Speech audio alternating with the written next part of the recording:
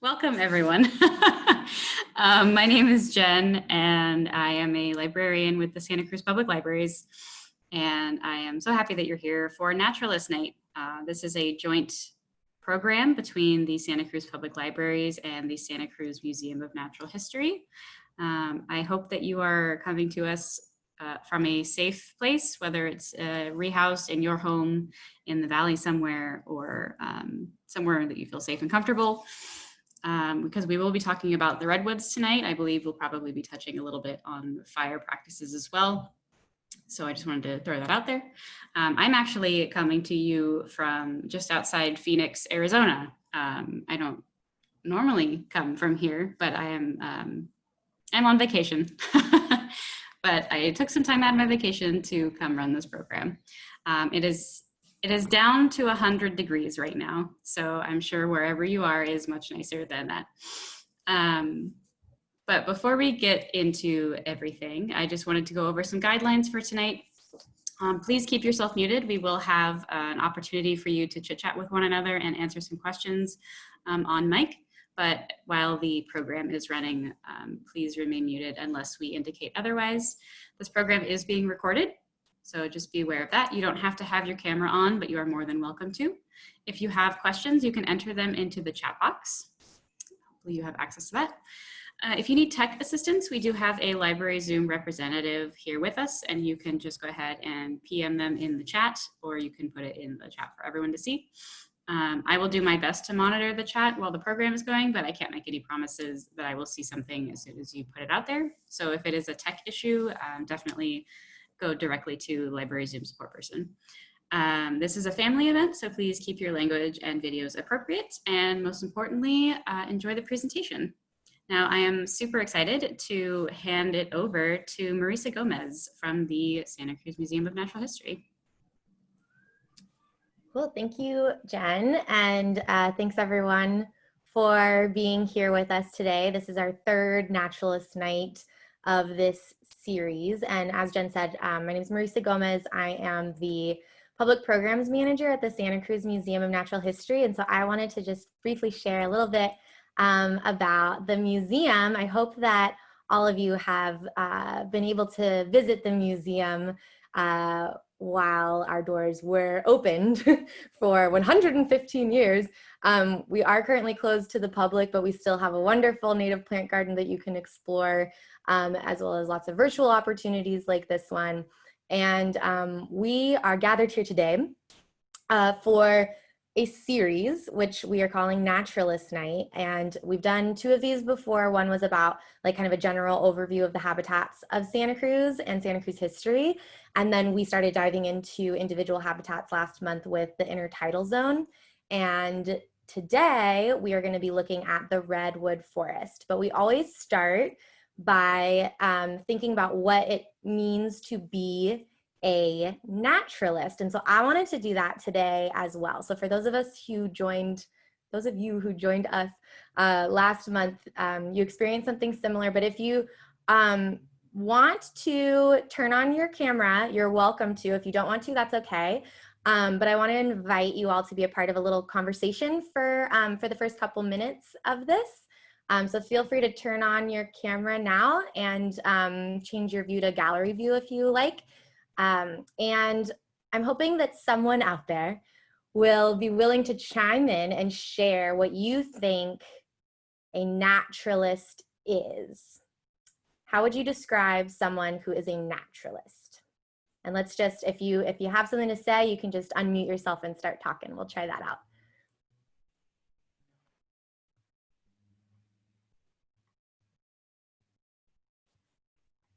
This is Leslie. I would say a naturalist is somebody that loves nature and the forest and the environment. Sorry, my phone. Someone who loves nature and the environment. Okay, does anyone want to add to that? This is Amanda. I think of a naturalist as somebody who is curious about the ongoings of the outdoors, whether it be a new seedling that sprouted up or a beautiful moon that just rose or set. just curiosity about the wonders of nature and what's going on out there. Sure, absolutely. Well, that was well said. I Does anyone- would, yes, I would say someone who plays and studies nature. Plays and studies, is curious, admires. So there's like this dichotomy between like an appreciation, being drawn to it, but also like wanting to look closer. Does anyone else have anything to add? I'd like to add, I think everybody's descriptions were great, and just add the appreciation for nature, but how everything is connected. Yeah. So systems, being concerned with more than just a tree in front of you, but how that tree interacts with the environment around Right. it. And The birds Mhm. and the insects and the air and the water and Mhm. everything and the people. I'm glad you added that, because I wanted to share what I think a naturalist is, which is someone who observes nature over and over in order to draw meaning from it. And I think that like a lot of times what that starts with while you're making those observations is because maybe you do have that appreciation, right? You're drawn to it because it's beautiful, because you get something out of it. But what makes you a naturalist is because then you take it a step further, you look a little bit more closely, but you're also doing that so that you can understand it better. And so that's what we're here to do today, is to look a little bit more closely at one aspect of our natural landscape here in Santa Cruz, the Redwood Forest, and get to know it a little bit better. I also wanted to add like a new layer to today's conversation, which is that a naturalist is also someone who uses tools in those efforts. And so does anyone want to chime in with a tool that you think a naturalist might use to aid them in their efforts? A nature journal. Definitely my favorite. A camera. Absolutely. A hand lens or a magnifying glass. Yeah, all about looking closely. A pencil. Definitely. Yeah, and these are tools in making those observations, right? Something to look more closely, something to be able to like take something back home with you with your camera, something to process and reflect on what you're taking in. And so I'm glad that someone said nature journal, because that's something that I wanted to share today. And before I do that, actually, I wanted to talk a little bit about one aspect of our natural landscape that Jen alluded to, that I think probably most of us live in the Santa Cruz area. If not, you know, welcome to us via Zoom. But we all are probably experiencing the fires impacting our region as well as our state and the whole Western United States in different ways, and have gone through changes with that even in the past month probably. And so I'm curious too, if anyone can share a moment over the past month or so where you viewed these fires through the lens of a naturalist. What did you wonder? What did you notice? What tools did you use?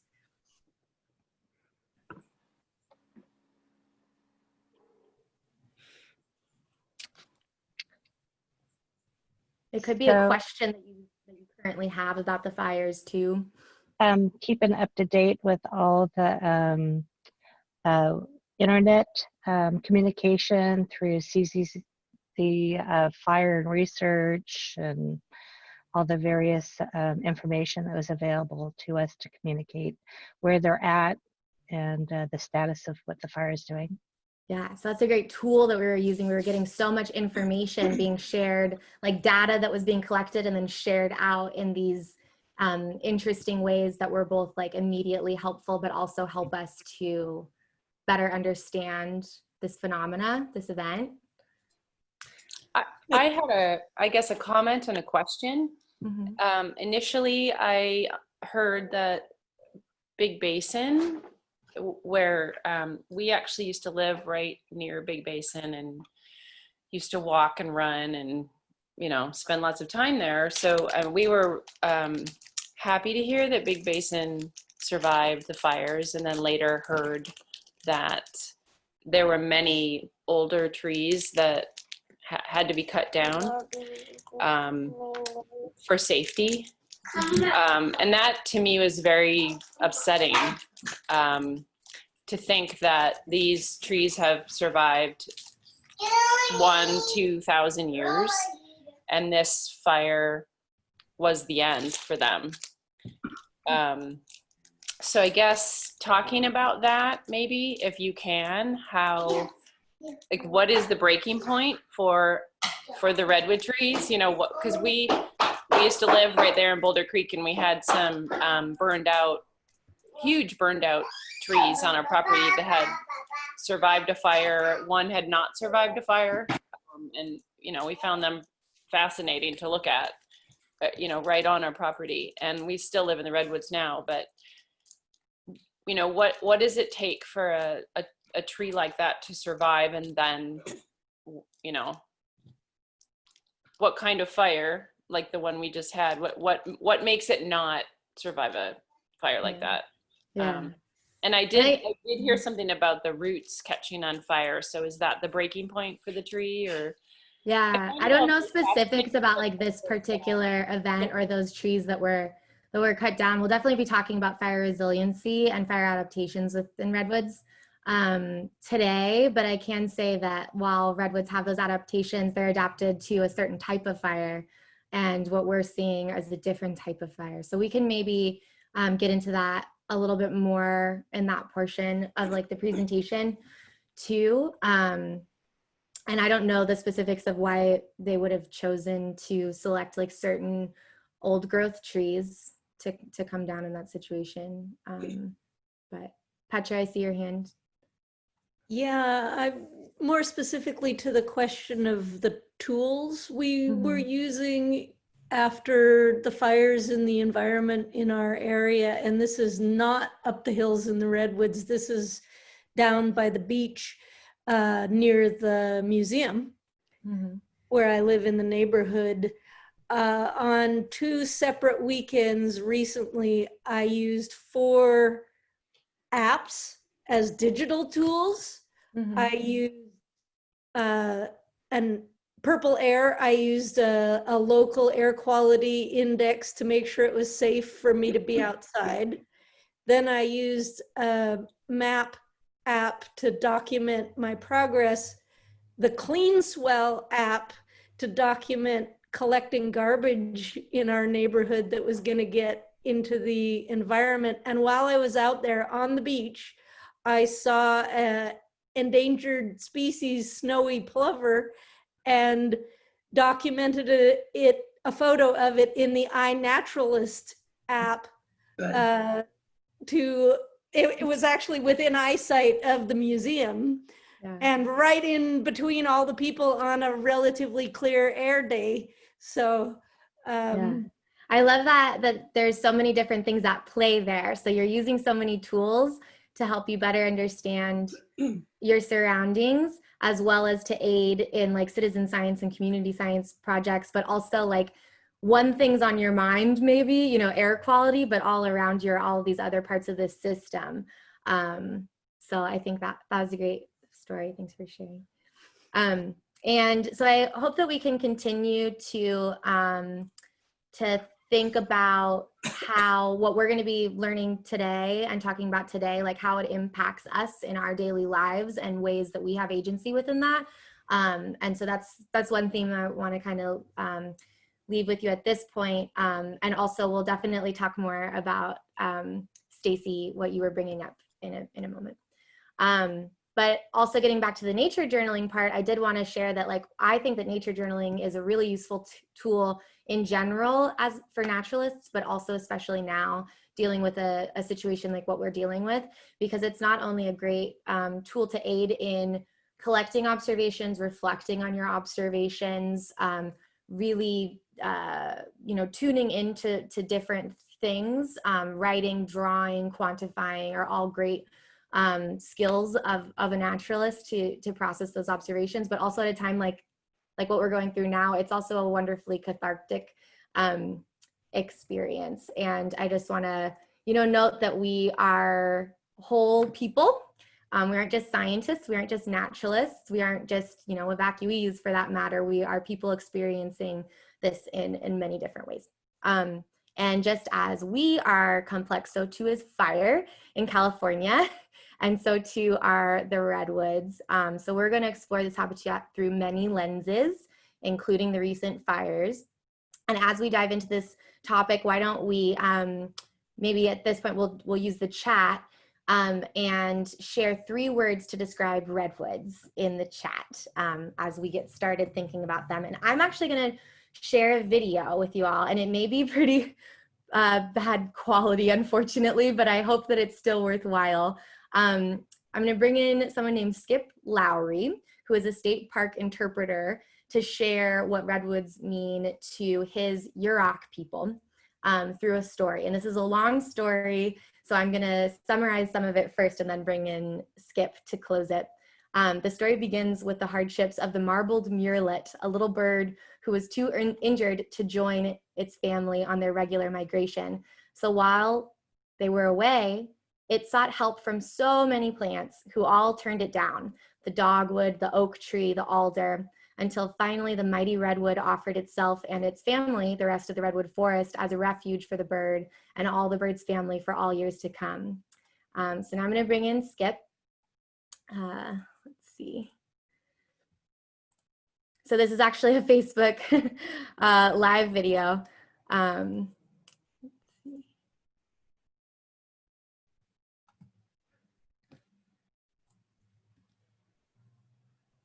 I want to make sure that I get the sound right. So let me try it one more time. There we go.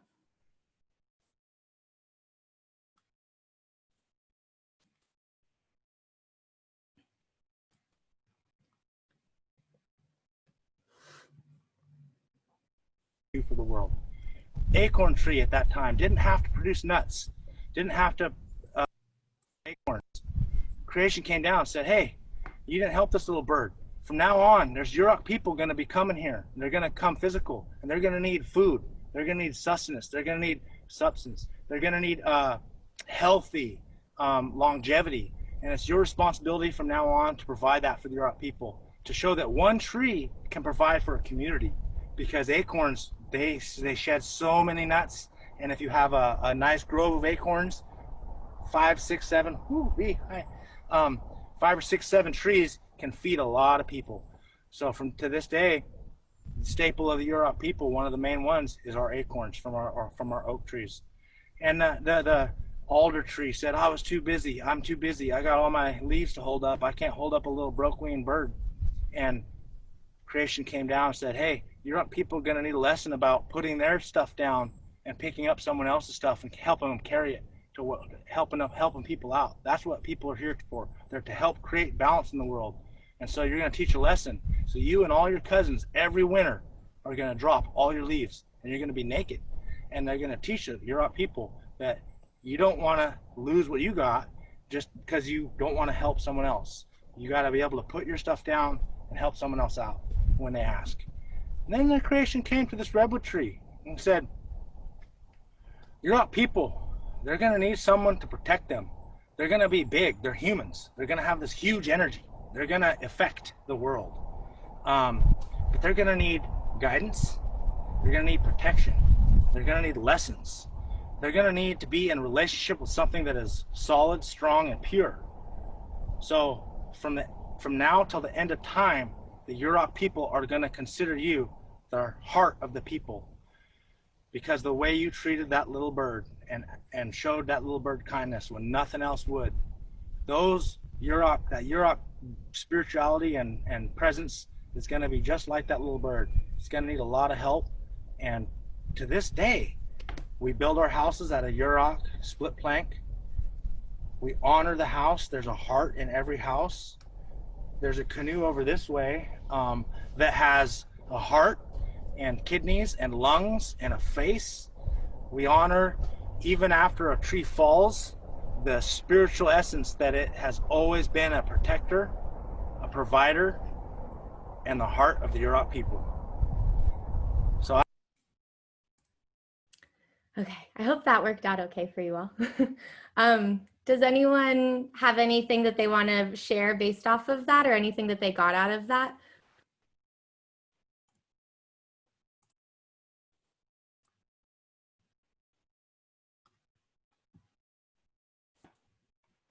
The redwood tree has many things to offer the forest. Perhaps things that we don't always consider when we look at them. Yeah. Yeah, it's part of a system like we were talking about. And I was thinking too about, you know, human relationships to the redwood, and what we typically think of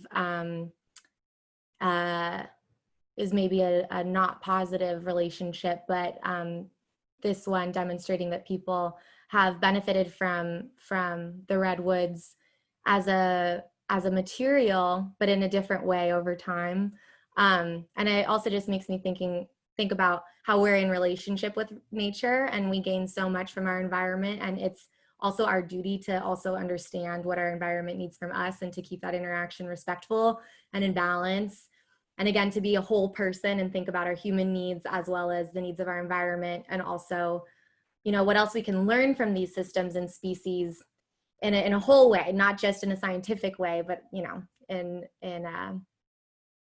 a different way as well. So I just wanted to share that, to jump into the redwoods as our topic for today. So I'm going to start what is a presentation, and I'll be kind of maybe asking questions throughout, and you can use the chat to ask questions of me, and at a certain point we'll pull away from it and have another conversation. But it's going to be some slides for a little while. So here we go.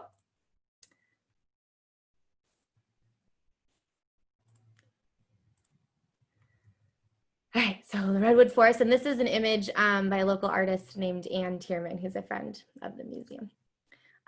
So I wanted to start by talking about the historic range of the redwoods. We know the redwoods as being this special part of Santa Cruz, and also maybe know that they exist elsewhere in our region as well, but that they're pretty limited. But redwoods trace their lineage back 200 million years. In prehistoric times, they flourished throughout much of the globe. So in this image, you can see all of the gray is like what their range was before. They were just everywhere, kind of. That might not be entirely true, but they were a lot more widespread, and this is their current range. And if you look at the yellow, that is the old growth range. So everything that's the green is all like second growth, and then the yellow is what's left of old growth.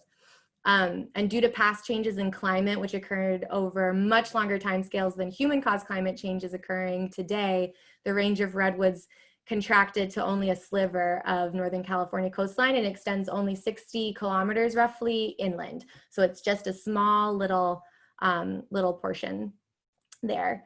And one of the ways we know about the historic range of redwoods and how far they have been historically across the globe is by looking at the fossil record, which includes petrified wood as well as fossilized leaves. And the museum has both petrified wood and fossilized leaves in our collections as well. So of the current range of coast redwoods, so there are 3 extant or still living species of redwoods. There's the giant sequoias in the Sierras. There's also the dawn redwood, and then our coast redwoods. And for our coast redwood range, it's separated into north, central, and south, because there's actually differences even within our small little sliver where coast redwoods exist. And each subregion experiences unique conditions based on precipitation, soils, stand structure and composition, and geographic coverage. So southern redwood forests, which is our range, are genetically, ecologically, and compositionally different from northern and central forests, although they are all the same species, Sequoia sempervirens. Our southern range trees experience less annual precipitation, have a less continuous distribution, and support smaller tree sizes overall. And so let's talk about what's so special about the redwood tree, some of the features that make it so iconic. And I bet you guys know some iconic features of the redwood tree. So you can share them in the chat, some of your favorite redwood facts. If you grew up in redwood country, you probably have been hearing the marvelous stories of the redwoods for a long, long time. So I'm gonna tell you some of my favorite redwood facts. First off, they're super tall. They are the tallest trees on Earth with a maximum recorded height of 379 feet, which I don't even understand how big that is. It's massive. They also can live for a super long time. The oldest known coast redwood was actually measured to be 2,520 years old, which is just mind-boggling. To think of one individual that has been through that much change over time still with us. And what's more, seedlings vigorously resprout from cut stumps, fallen trees, root crowns, suggesting the possibility of root systems that are much older. So you can have a tree that you can date to a certain amount, but it might have been an extension of a previous tree that lived even longer. And that being said, today, like I kind of alluded to, old growth redwood stands cover less than 4% of their historic range. So the vast majority of our coast redwood trees today are nowhere near this old. Another amazing feature is how they utilize fog. This is Karl the Fog. I don't know if you guys are familiar with Karl the Fog, who is a popular social media icon. Pretty much just there's a lot of fog in San Francisco all the time, and people needed an outlet for that. But the range of the coast redwood parallels the thickest regions of the California fog belt, extending inland in correspondence with coastal influences. Let me see, I've got. This Mediterranean climate is characterized by mild, rainy winters and cool, dry summers, with only 5% of the annual precipitation falling from June to September. Coastal redwood forests depend on fog as a crucial water source in summertime because of this. Fog may supply up to 45% of the total water used by redwoods annually, 19% in the summer months, and roughly 2/3 of total water used by understory species annually, up to 100% in the summer months. And that's another cool thing about the redwoods. It's their ability to harness fog in this way that helps out a slew of other species too. From bay laurels, bryophytes, so mosses, ferns, and endangered marbled murrelets like we heard about earlier, to rare orchids, fungi, and soil invertebrates that reside on the forest floor, the redwood forest is a refuge for unique diversity. Bats use cracks in the redwood bark or cavities formed by forest fires in the trunks for shelter. The threatened clouded salamander spends its life hundreds of feet up in the redwood canopies, which I love. That's actually a species that's from the Pacific Northwest, but still a redwood resident. And they're also not only useful resources for these other species, they're also useful resources for people. And so we're now going to get into the cultural history of the redwood forest. And I want to start by talking about the indigenous cultures of the region. So the indigenous people of our southern redwood region include the Awaswa-speaking people of the Kuroste, Chitoni, Sayanta, Aptos, and Yuwipi tribes, among others. This is us where I am in Santa Cruz right now, which is the home of the Yuwipi people who spoke the Awaswas language. Other nations more north, including the Yurok, Tulawa, Wayot, and Kato north of us, as well as our local tribes, used fallen redwoods for building materials, harvested tan oak acorns from the understory as a food source, and managed forest stands through prescribed fire. And so here's an image of the Amamutsin tribal band who steward our region of the redwood forest on the ancestral lands of the people taken to missions Santa Cruz and mission San Juan Bautista. And they work with other partners such as CAL FIRE to implement their traditional ways of relating with the environment, including regular low intensity fires. And this is an image of them doing just that at the San Vicente Redwoods, which is in the Davenport area. Also a redwood forest that was burned in the CZU lightning complex that started last month. And I'm also reminded at this point of what we heard from Skip Lowry about what the redwoods mean to his Yurok people, that the redwoods protect people and support people, and for millennia, people have been doing the same for these forests. They've been working in harmony, having a relationship with these ecosystems, being a part of the ecosystem in balance. But then comes a period of time where that balance shifted. So for most of the last 200 plus years in California, government agencies have considered fire the enemy, a dangerous, destructive element to suppress and exclude from the land.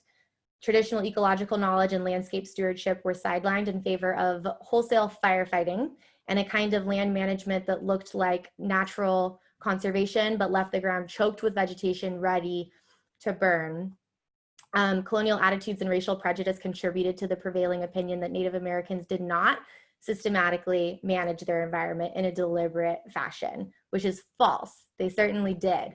But again, in a way that looks different to what we typically refer to it as today. It was in relationship with these environments.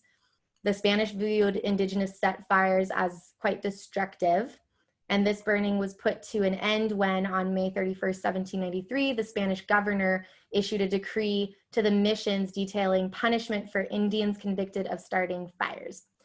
This order, combined with the forced relocation of the native population to the missions and the subsequent population decline, as well as continued fire suppression during the American period, effectively marked the end of the Native American fire regime on the Central Coast. So this is when we stopped burning the land, which had been happening for thousands of years. And I should also note that prior to humans coming to this area, we know that people have been in Santa Cruz for at least 10,000 years.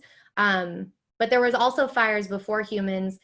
There was also, naturally occurring fires from lightning, from heat, regular climate changes, as well as the landscape was impacted by megafauna and grazers who are no longer here, who had similar impacts on the systems before humans started to introduce fire as well. So then another aspect of what happened over the past 200 or so years is clear cutting. And events like the gold rush spurred a period of rampant logging throughout California, and also definitely here in the Santa Cruz Mountains area.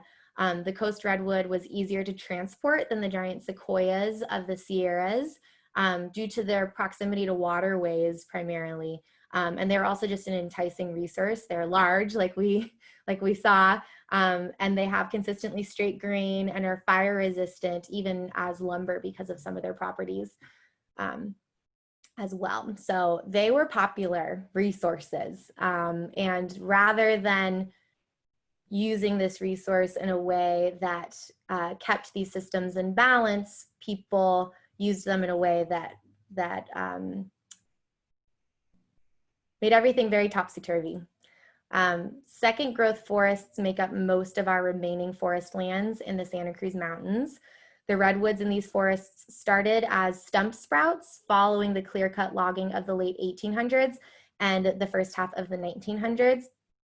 If left to grow for a few hundred years, these forests will slowly recover their old growth characteristics, though they will not be entirely the same because there are other impacts that affect what a redwood forest looks like, whether it be fires, the lack of fires, logging, climate change, things like this.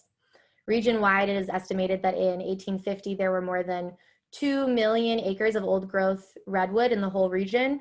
Today, like I said, less than 4% of the pre-settlement forest remains intact. Organizations like California State Parks, Save the Redwoods League, and the Sempervirens Fund have been instrumental over the past century in saving what is left of our old growth forests. Half of the remaining old growth redwoods are found in Redwood National Park and state parks. Redwood National and state parks. Locally, the Big Basin State Park contains 10,800 acres of old growth forest.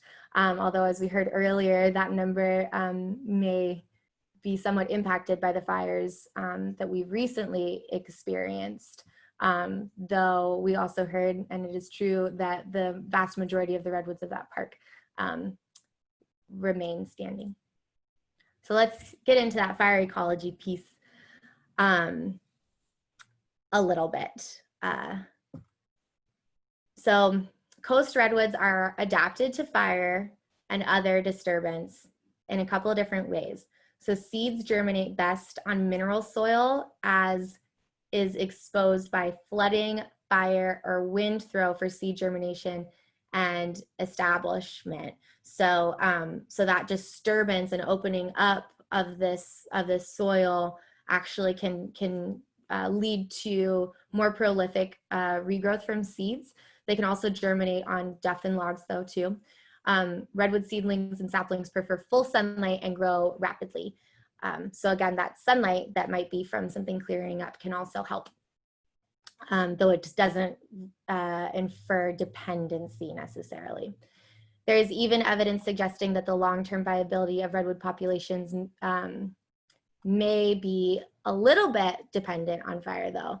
Increased fire intensity and frequency resulting from a rapidly warming climate may facilitate the recolonization of redwood into coastal Oregon. Redwoods have migrated great distances in the past, and fires have probably been important facilitators of those migrations. And this takes time. A new natural colonization would not happen after every intense stand replacing fire near an established population, because seeds would have to blow in or maybe brought in cones by such animals as squirrels, followed by favorable weather for their successful germination and establishment. So it's not like you just like have a fire and this happens. It takes time and it takes certain conditions. They're also, though, fire resistant, which we've probably heard a lot about. They're resilient following disturbances such as fire.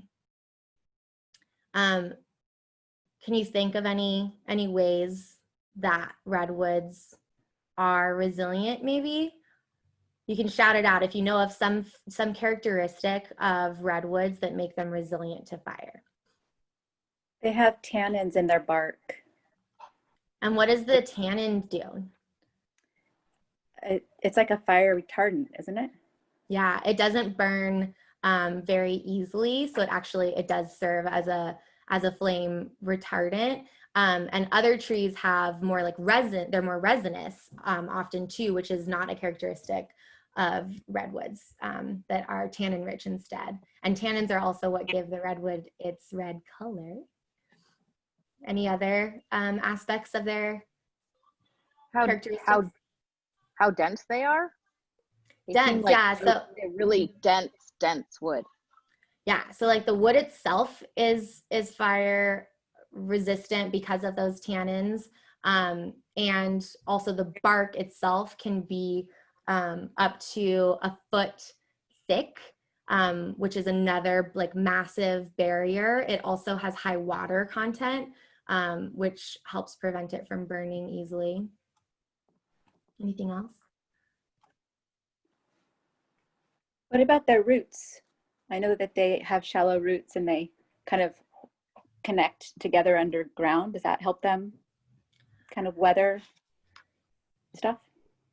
Yeah, I don't know specifically about like what that would have to do with their fire resiliency, other than there's complex relationships within a redwood forest system and between trees. But I have to say I'm not off the top of my head familiar with what that might do for them recovering after fire. Does anyone have any insights into that they can share? Okay, we can look into that. Other things that come to mind, so we've got tannins, bark, the height is another thing. So being so tall helps prevent most wildfires from spreading up into the tops of the trees where their needles soak in sunlight and moisture to keep the trees alive. So they're often able to maintain those really important parts of their structures, which is one of the things that's been bad about our recent fires, is that it's not always true with our recent fires. And then also needles, so those leaves, they have needles that are broader and flatter than most conifers, allowing them to catch fog, as we talked about earlier. And that creates fog drip that reaches down to the forest floor. So the fog drip is not only essential for many of the understory plants, but also helps keep areas moister during typically dry summer months on the coast, reducing fire ignition, spread, and intensity. But as we know, fires are getting more and more intense, as I've been alluding to. So I wanted to have everyone rejoin and have a conversation about what's currently impacting this habitat and what, if anything, we should be doing about it. So if you want to join back in. Yes. What is going on with the redwood forests right now? We've been talking about what they've been historically, but now let's think about what's going on with them today. Who has something to share about that? We've been in a drought for so many years. That's going to affect them. Absolutely.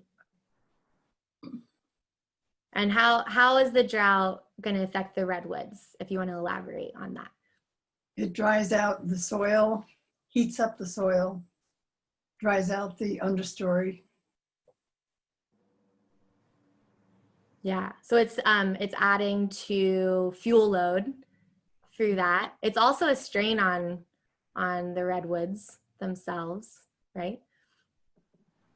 Had more high temperatures, longer periods of high temperatures, and then it seems like it's taking longer for rain to return.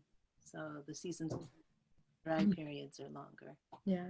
And it's actually, I was reading a study that said that actually rising temperatures may be kind of temporarily, in the grand scheme of things, beneficial for the redwoods range. So but the long-term impacts of that are a little bit more uncertain, because we don't know how, we've been talking about, these are systems. And so just because your immediate reaction is one thing doesn't mean that it's going to remain that way. So another one is people wanting to live within the forest. So Yeah. there's more buildings and homes. Absolutely. And that impacts how we manage those landscapes, right? So that's kind of an indirect impact, where if there are now people there, then all of a sudden we have to, our government agencies have to take that into consideration with their land management and, and also fire suppression if a fire does break out. But also it impacts that whole habitat by breaking it up and fragmenting the habitat. With maintenance, we aren't maintaining the forest the way we traditionally probably really should be, because we've stopped listening to the indigenous people of the area for best practices. Yeah, definitely. And that maintenance is pretty well established amongst academics and even amongst agencies, places like what am I thinking of? Even places like the Sierra Club, which people often say are harming our ability to do the type of fuel management that we need to do. Even them, since the early 80s, have had a policy of saying that prescribed burns are necessary for the health of our ecosystems. So people have known this for a really long time. But yeah, you're right. It's not happening. The actual practice hasn't been keeping up. And it does get harder when humans are in the mix of that. And the thing is that we're more and more in the mix of that. California's population just grows and grows and grows. Although I did hear, I think this last year was the first year in however long ever that population growth halted actually in California. But yeah, big factors. I have read that the amount of time that the fog comes in has lessened. Yeah. Maybe because the ocean is warmer, so Yeah. that the redwoods are not getting as much fog as they used to. Yeah, that's true. At this point, I think maybe we can all keep chatting together, but I will share my screen at this point to talk about some of those issues. So a lot of them fall under, climate change, and then, other things we mentioned too, but there is evidence that, that the incidence of fog may have declined by 33% over the last century. And it's a really hard thing to measure, but there is evidence to suggest that fog is less prevalent than it once was. And we know that that's an incredibly important part of why redwoods exist here, is because it's the small sliver where they can. And if that climate condition changes, then that's absolutely going to have an impact on their range and their ability to survive here. Also, sudden oak death is another thing. So it's not directly impacting the redwood tree, but does anyone know the specific tree that might be problematic within the redwood forest that is impacted by this? Tan oak, isn't it? Yeah, the tan oak. So the redwood forest, it's not all redwoods. There are understory plants, including other trees and including tan oaks. And tan oaks are particularly susceptible to this disease, which kills them. And then that impacts that whole habitat, that whole little ecosystem there. It also increases fuel load when those trees die. And then with rising temperatures, which someone brought up, temperatures have increased 0.5 to 1.5 degrees Fahrenheit over the past 50 years within the redwood range. And there is, again, evidence that they could be growing faster under current conditions than they have in the past. So it's an impact on the trees, but kind of a surprising one. And then, climate change isn't the only actor at play. We've been talking to you about fire suppression, which is not part of the natural order of things, and it has compounded the effect. And so I want to share a diagram that I like that might be difficult to read, but I'll kind of go over it, that I think demonstrates how many factors can work together to create sort of like a worst case scenario, resulting in high intensity fires, which is what we've been kind of getting at. So we have had a multi-year drought compounded with excessive forest density because of centuries of fire suppression. And then you also have things like pests that then come in and have like a bigger impact because of that high forest density, like a bark beetle. And they, they kill large trees, and those dead needles and canopies increase ignitability. And within a few years, small trees form dense canopies that are less fire resilient. Twigs and branches fall and become surface fuels. Whole dead trees fall. Increase in fine and coarse surface fuels on forest floor. Fallen trees allow sun to dry out surface fuels because there's less of that canopy cover. Surface and ladder fuels contribute to more intense fires. Logs burn at high temps for long periods. Fallen trees and branches break down to smaller pieces which burn and then fly ahead and spread a moving fire even more. So this is not necessarily like redwood specific, but it's just kind of, I think, demonstrates how complex these systems are. And one of the aspects of our long-term fire or forest management in California and elsewhere is that there is this increased fuel, and these trees that are allowed to grow to maturity or almost to maturity, and that's what these ladder trees are called. So instead of having what you would have seen several hundred years ago, which is these large trees with space in between them, you have lots of different sizes that are all clumped together. So when you do have a fire, it burns low, but then those middle level trees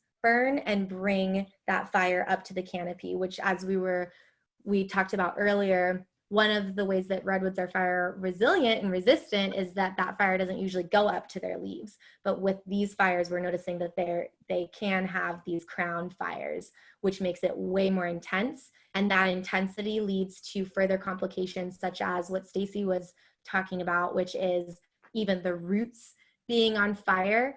There's evidence, and this is something that happens, with forest fires, or has at least for the past 100 years, where you've actually got some fires that stay within the soil for a year, 2 years, even 3 years. And within one redwood tree, you can have a fire continue to smolder for a very, very long time. There are accounts from the early 1900s here in Santa Cruz of someone noticing, they called it the chimney tree. And like a year after this fire swept through this region, they noticed that there was like smoke coming out of it because it was still on fire after all that time and no one had noticed. But yeah, these are effects of why they're burning so hot. So even though we know that that redwoods are resilient to fire and they have these adaptations, the fire systems that we're seeing come through now are not normal. And so they are not necessarily adapted to what we're seeing now. And a lot of it is unknown. We're going to have to like kind of wait and see how things go with this, and continue to monitor these changes, which brings me to the last thing I wanted to share with you, which is getting back to nature journaling. And just, like our job as naturalists is to do this research, right? And to find experts. And for me, that was doing a lot of research in preparation of this program. But doing our research, but looking more closely and trying to make meaning and better understand these systems and what's going on around us. And also have that, not only impact how we relate with our ecosystems, with our environment, but also it can have an impact on our values and where we choose to place our resources as well. And so I think it does start with like asking questions and looking more closely, as simple as that sounds, because I know these are huge issues. But I wanted to share a couple of ideas that came to mind as I was creating this presentation for nature journal prompts that we can all do. One is we call it meet a tree, and so you go find a redwood tree and get to know that particular tree a little bit better. And you can do this for multiple trees, but really treat each tree as an individual. And use all your senses to fully appreciate it and to develop new questions that you have about it through that experience. And then also looking at it through the lens of fire. Find a tree that has been impacted by fire, either recently or long ago. And so some of you, someone mentioned fire scars in trees that you've seen in the past, that like obviously that tree was able to survive that. And then also we're hearing stories about how the redwoods have been impacted by this most recent fire. So maybe when it's appropriate and when you have the opportunity to also observe the impacts of this more recent fire, journal about that, remembering also that we are whole people. And so journal about the environment, but and maybe the individual tree, but also what it means for you and what you get from that experience. And then resiliency is another theme that comes to mind. And so I encourage you to think about what around you is resilient. How have you or your family or your ancestors been resilient, and really relating to again, our environment in this whole way as we continue to look at these more specific ecological concerns. And at this point, I wanted to just invite questions, conversation. Also, if you have any other nature prompts you want to suggest for the group, please do.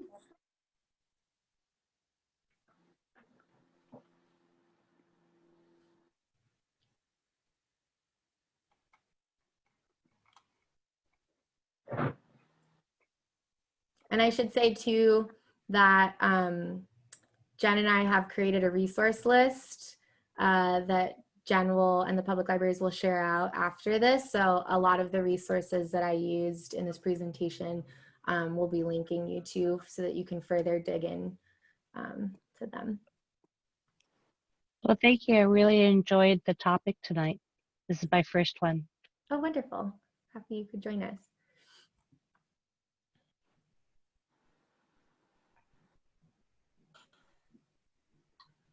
There was a comment in the chat that I just wanted to bring attention to about meeting a local California Bay laurel tree and using both the Clean Swell and iNaturalist app and using all of their senses to engage with this tree. And I just think that's really great.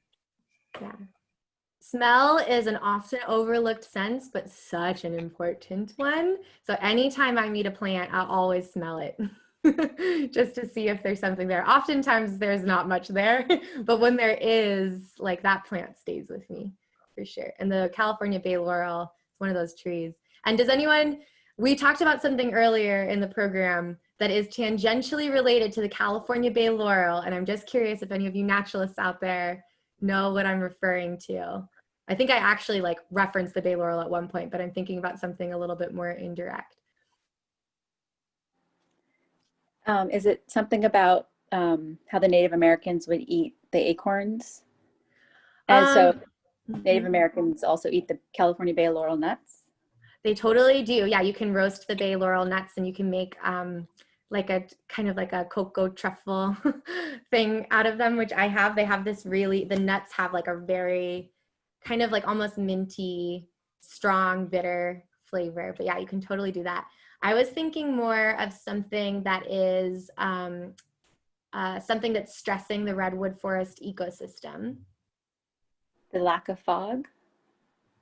Or I don't know much about how fog. Sudden oak. Yeah. Sudden oak death. And so that just, whoever said that, do you want to explain how that's related? I have no idea. Yeah, well, it's the sudden oak death is actually something that the bay laurels bring in, but that has like a much, it's a fungus is maybe not quite the right word, but it impacts the tan oak in a very significant way, but the bay laurel is what brings it in. So it's in communities where there's that relationship where bay laurel is present is where you see it being really, really damaging. But they smell really good. So gotta, remember, look at the whole person, the whole plant, the whole thing. Any other thoughts about this more recent event that has swept through our region that anyone wants to just talk about? Or other questions that come to mind about that? Yeah, Carol? I just wanted to share. I live in Felton, and it was actually Wednesday, August 19th, when I woke up to smoke. I mean, it started the night before, but when I found chunks of bark that had burned around my house and the redwood charred leaves, I decided maybe I better leave before the evacuation order.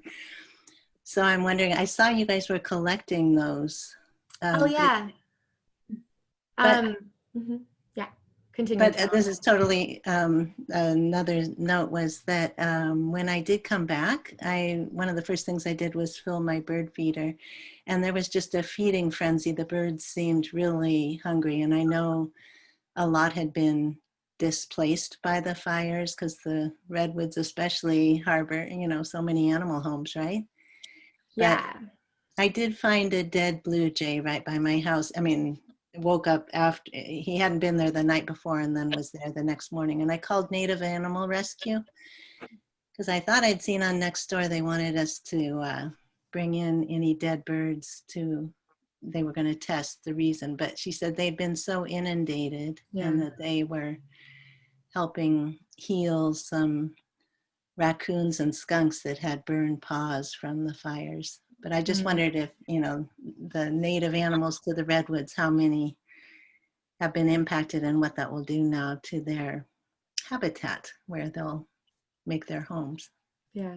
Well, it's definitely a great concern of a lot of people. And it's something that is actually not necessarily something as much of a concern as you may assume, because again, these ecosystems are used to fire and these animals are actually also adapted to that. And so there's definitely impacts. It changes the habitat, and there's already habitat loss that's been happening for all these other reasons. And it's already a fragmented habitat. So it's definitely not,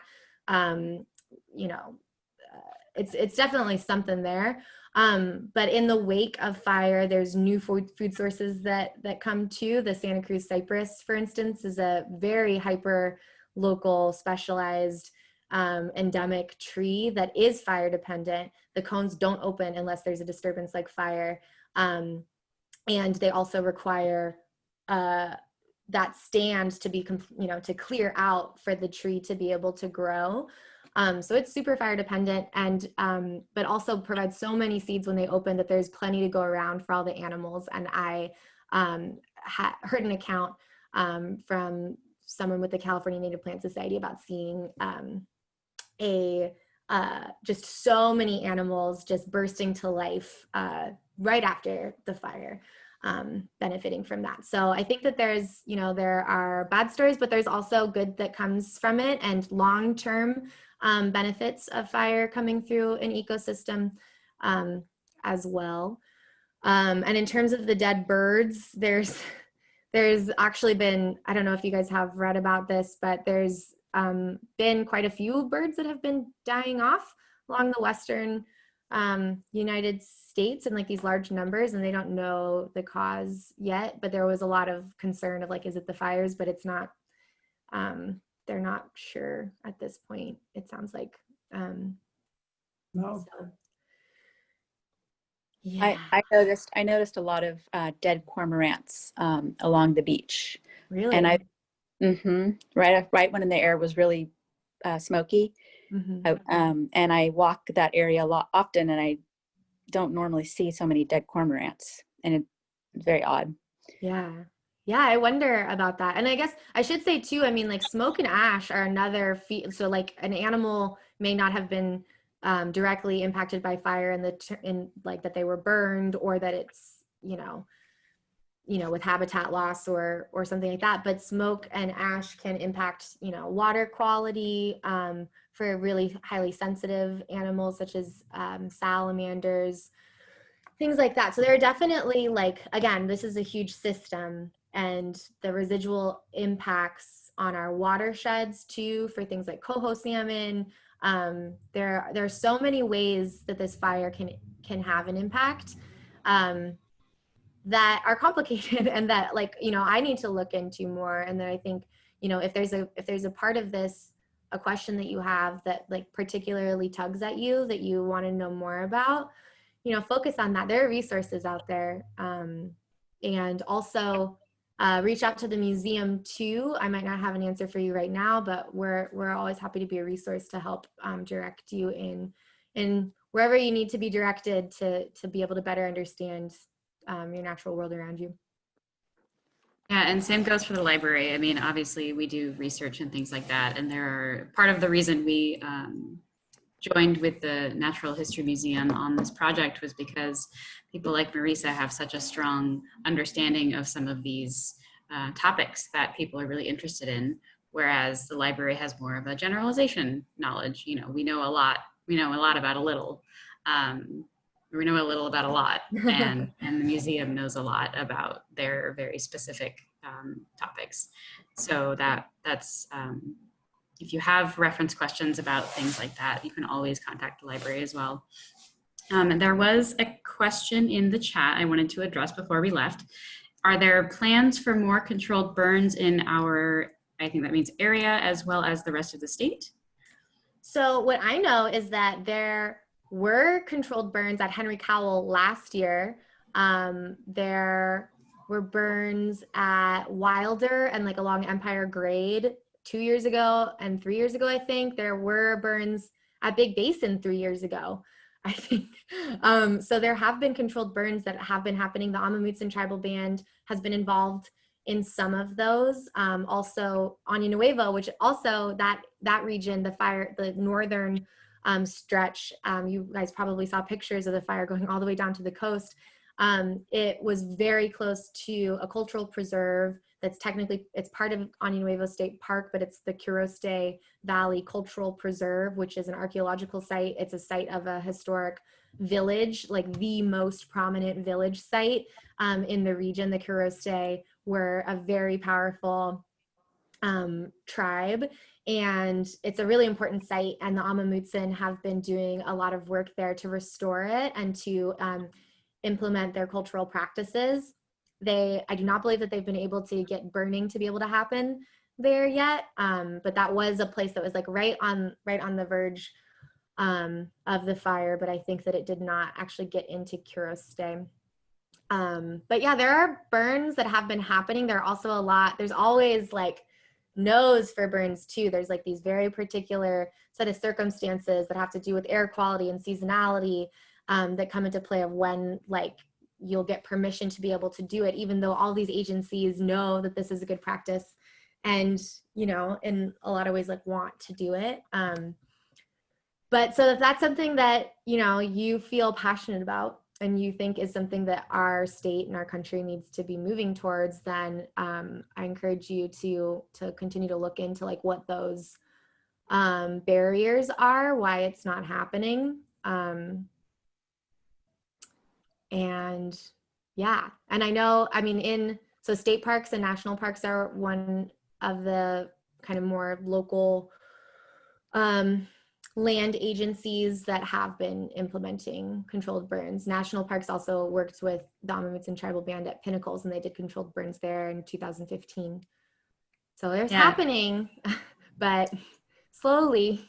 Right, and just to jump off what Marisa was saying, there's a lot of human interaction that has to happen in areas with controlled burns. You know, they have to, sometimes it requires clearing the land ahead of time or putting all of the forest floor detritus into piles, and that requires people, and it's a long process, and it's not, you know, it's not just like we can send the fire department out on a slow day and have them do a controlled burn of, you know, a couple thousand acres.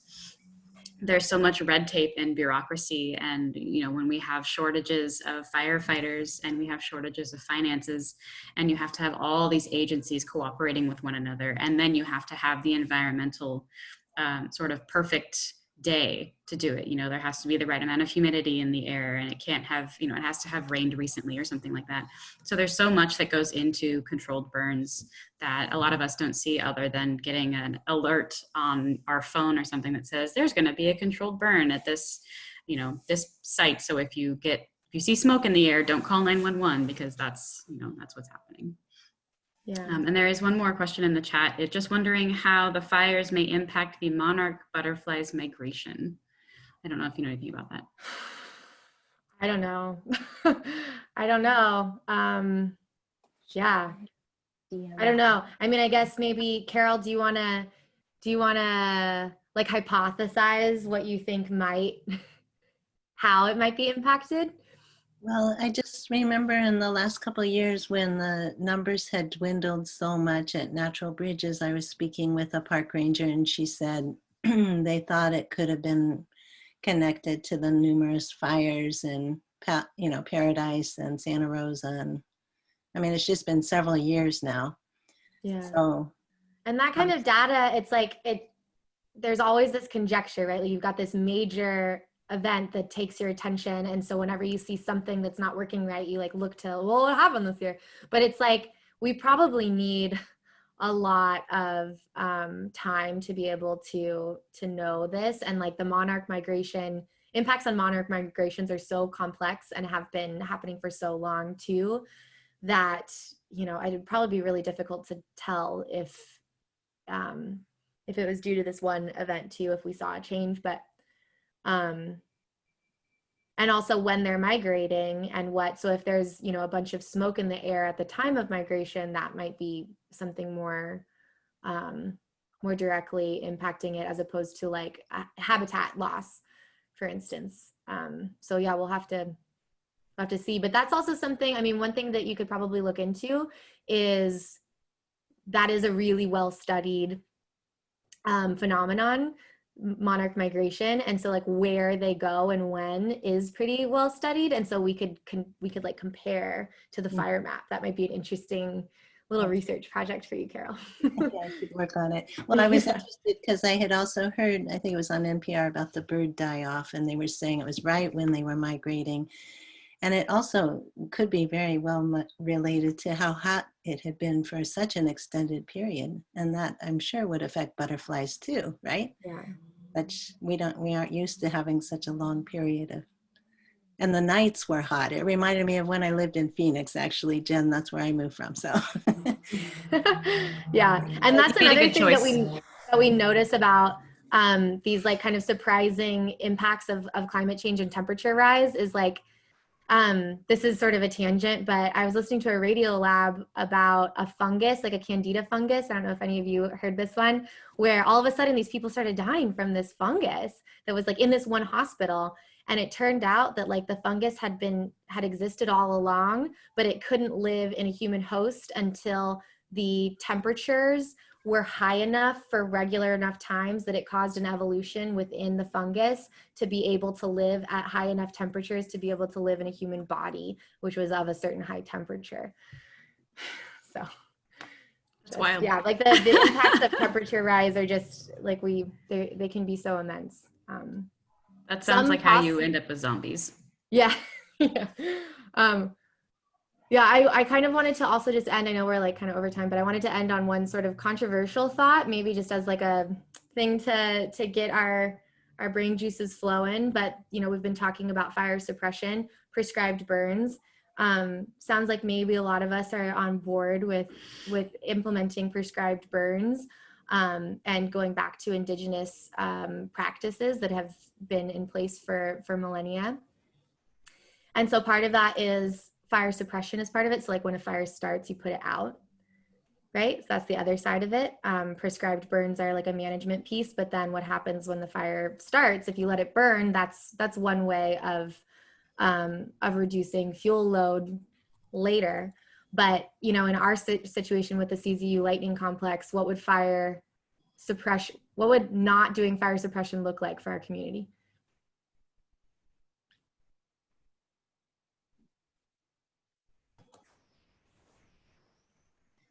So controversial, Marisa. So controversial, right? So like Cal Fire was here, there was like 1,000, sorry, what was that? We would have burned far more, would we not? Like, yeah, we probably would have gone all the way to 17 at least, if not. Because as it was, the reason it was so bad is we had so many small fires that just got big enough to merge into these giant super fires. So if we weren't doing anything to stop them, like what would stop those super fires from jumping even fire breaks like 17 and going into and joining up? Like, if a fire is big enough, I'm sure jumping a highway is nothing. And when you've got another big fire on the other side, like, yeah, you probably could have just kissed goodbye to the entire coast. Yeah. And yeah, someone said in the chat, goodbye mountain communities, right? Like a lot of the efforts were about saving like individual homes, individual neighborhoods, individual communities, and many of them weren't saved. And so just, again, to note that this is like super complex. We are humans who live within our current system. We have homes, hopefully. We've all been lamenting poor air quality from this too. And that's one of the things that can often be a hang up for prescribed burns happening, as we mentioned. So just, again, remembering that being the whole person, the whole system, the whole story, it is complex. And just another plug for nature journaling and journaling in general, that it can help us to kind of process these and reflect and gain some perspective because it's complicated. So. Yeah. And next, I just wanted to say, so I think we'll wrap it up. You can email me at marisa@santacruzmuseum.org with any questions. Jen will do some final things too, but I also just wanted to say that, and maybe Jen, you were going to say this, but next month, we're not going to do one of these next month. We're going to do one earlier in November, and it'll be coastal prairies. And I hope to have a special guest for that one. Ooh, very exciting. Thank you so much, Marisa. That was really enlightening and very interesting and timely as well. So like Marisa mentioned earlier, I am going to be sending out a PDF of resource lists that the two of us have compiled. Some of it is online resources, some of it is books you can check out from the local library. we are doing curbside pickup at 5 of our branches. So if you have a library card and you're interested in borrowing one of those titles, you can go ahead and put that on request. If you don't have a library card, you can totally sign up for one, and they are free, and you already pay for it with your tax dollars. So you might as well go ahead and get one and save some money. Look for that email. There's also a survey, if you wouldn't mind filling out that survey, that lets us know how we're doing and what we can do better to improve these online programs. We are still adjusting to this online life, I'm sure, just like you are. But we appreciate you all coming here, and we hope to see you again in November. And we hope you have a nice October off. So, and happy equinox. Yeah, happy first day of autumn. Woo! Love it. All right, thanks everyone. Thank you. Thank you. All right, thank you.